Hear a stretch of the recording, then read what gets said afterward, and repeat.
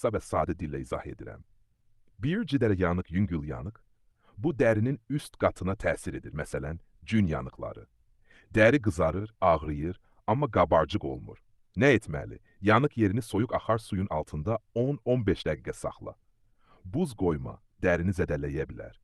Təmiz, nəm tənziflə ört. Əgər ağrı varsa, ağrı kəsici, parasetamol və ya ibuprofen qəbul oluna bilər. İkinci dərəcə yanıq orta dərəcə. Dərinin iki qatına təsir edir. Qabarcıq, şiddətli ağrı və şişkinlik ola bilər. Nə etməli? Əvvəlcə soyuq su altında 15 dəqiqə saxla. Qabarcıqları partlatma. Təmiz və steril tənziflə ört.